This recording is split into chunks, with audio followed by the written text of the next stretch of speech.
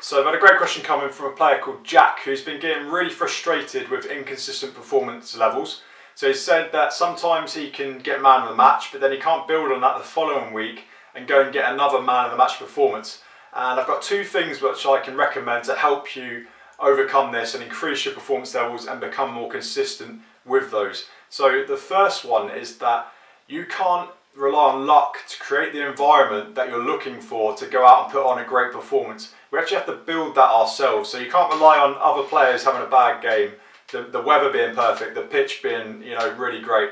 You have to create that environment yourself, and it's going to have all controllable things in it that you can do week after week to create that environment and go out and put on a great performance. So what that comes down to is creating a pre-match and pre-training routine. Now, hopefully, if you're watching this in the future, you'll be playing matches again.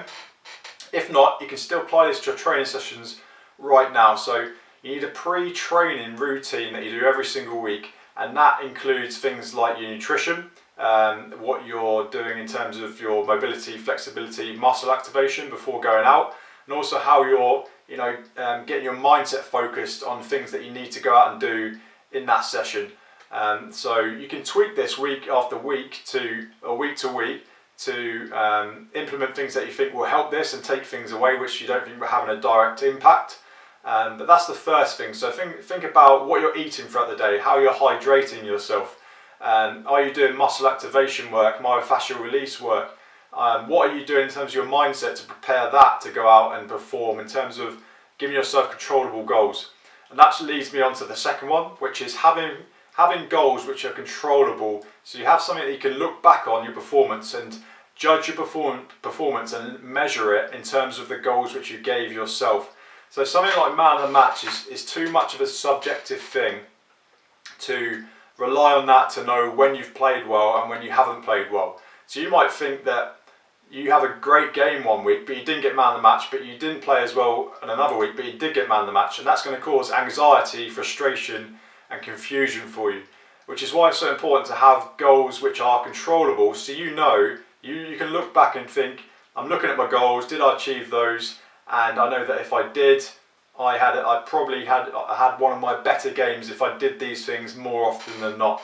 And when you try and pick your goals, think of your previous performance which was like a 10 out of 10 for you, so a great game, one of your best games for you, and think about what that looked like, and then try and pick things out which directly impacted what you did, which were always in your control. So one of them might be that you were quick on the ball, you didn't get caught on the ball, and you looked like you were playing with freedom. So one controllable goal for your next training session would be you're going to check your shoulders before every time you get the ball, which is going to impact you in terms of you're going to feel more relaxed when you receive the ball because you know what's going on around you. Less chance of getting caught on the ball because you know which direction to take your first touch in.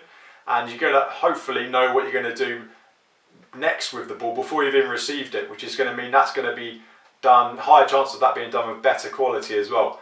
Now, of course, you can't control everything that's going on in the pitch. Sometimes you might just come up against an opponent who's having a brilliant match and he makes it really hard for you.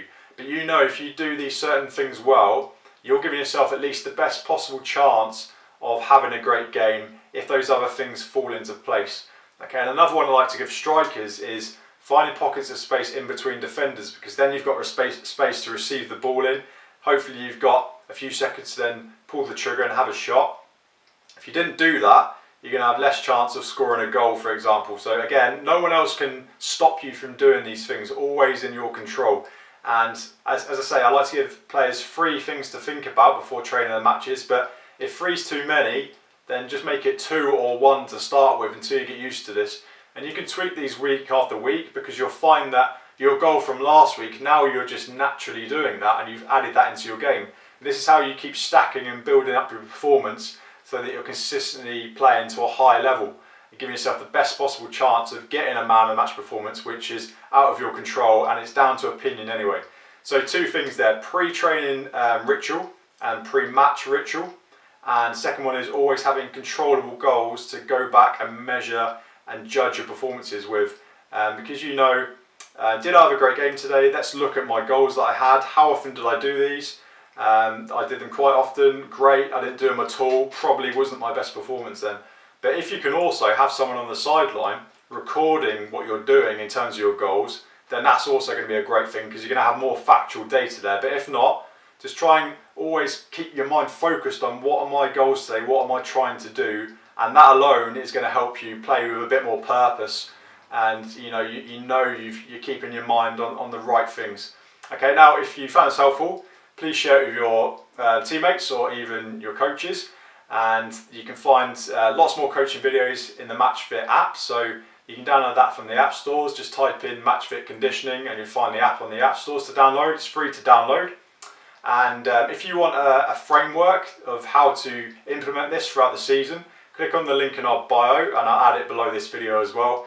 And there's a video on that page which will give you the framework, so you can go and design your own if you want, or if you want our help implementing it, you can also go on and do that as well if you want to.